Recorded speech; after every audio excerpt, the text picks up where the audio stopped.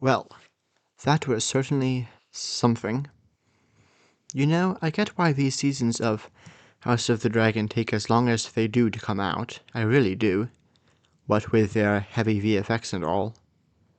But that does not mean that I have to like it.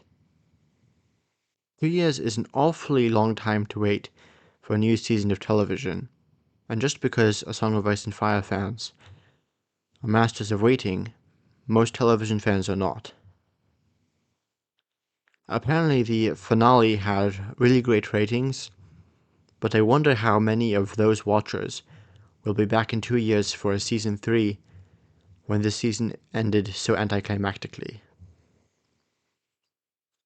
Ironically, I think this second season would have been much better received overall if it had only had the first 7 episodes.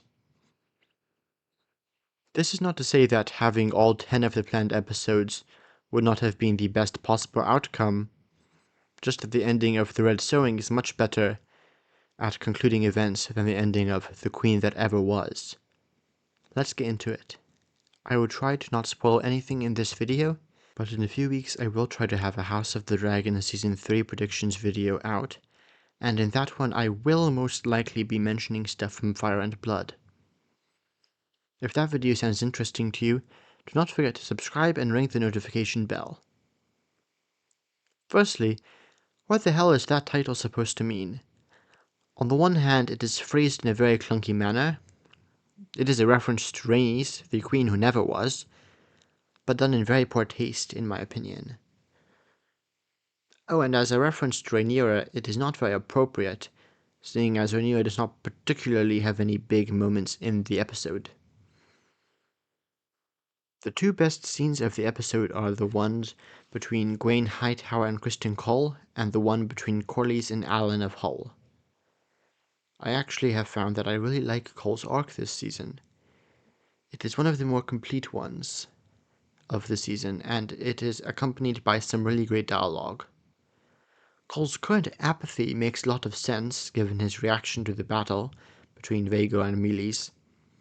If I am to be perfectly frank, I have felt a little apathetic myself about Abukar Salim's portrayal of Alan of Hull over the course of the season, in no small part due to how different he is from his book counterpart.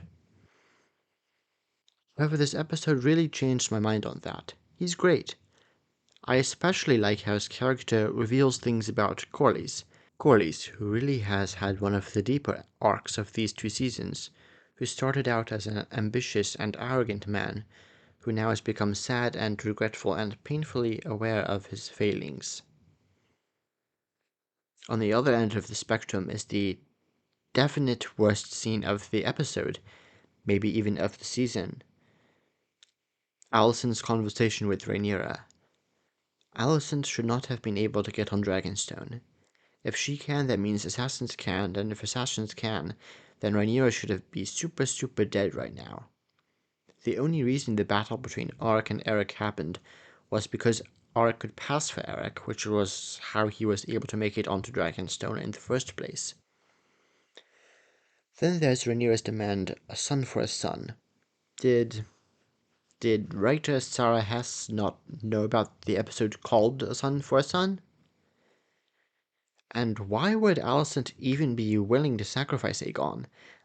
I can see her being willing to give up her own life, but she's never stopped trying to protect Aegon, even when she knows how terrible he is. She might have been willing to give up Aemond, considering he's Aemond. But Rhaenyra wants Aegon. Alicent was the one who... You know what? Never mind. It's a really dumb scene. I don't want to waste any more of my precious time or life on it. Speaking of wasting time, I don't know why they couldn't just show Rhaena finding the dragon. Stretching her scenes out like this just makes things, well, dumber. I mean, this is Rhaena Targaryen we are talking about. We have a Targaryen princess running around in the wilderness of the Vale, and nobody from the Vale even seems to have noticed. Targaryen princesses don't grow on trees. I feel like somebody should probably be looking for her. Somewhere in the middle between these two extremes is what I would label the most controversial of the scenes from this episode. Daemon's final, presumably weirwood vision.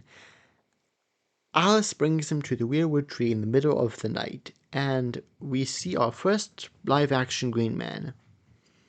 The green men live on the Isle of Faces, you know, the island in the middle of the God's Eye next to Harrenhal.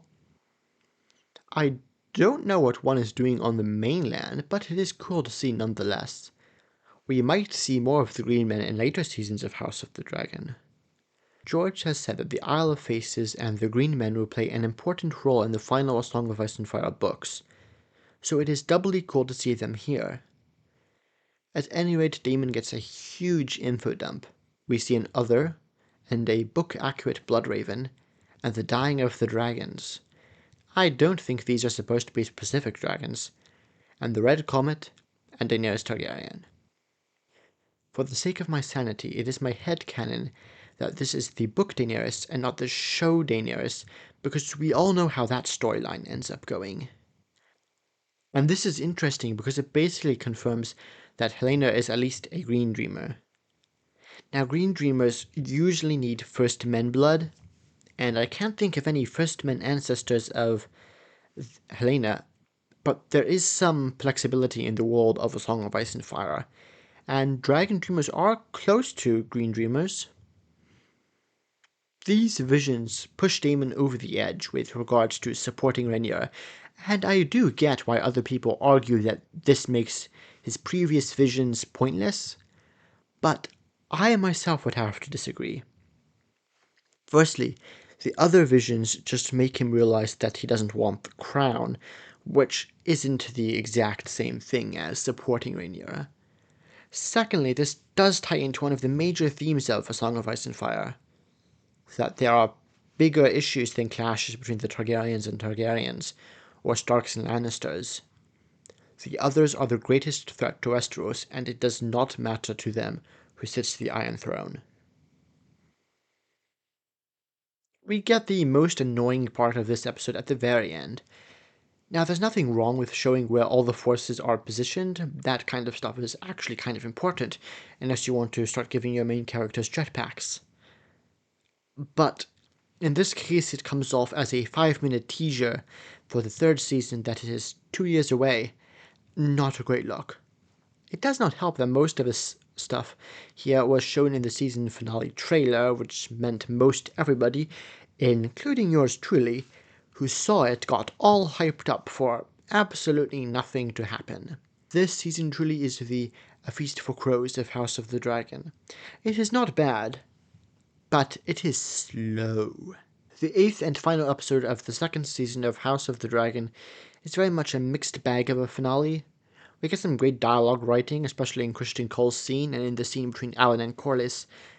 However, we also get, unfortunately, some really stupid plot writing. Spreading out Rhaenyra's scenes is very filler-like. Alicent's whole conversation with Rhaenyra is just plain stupid.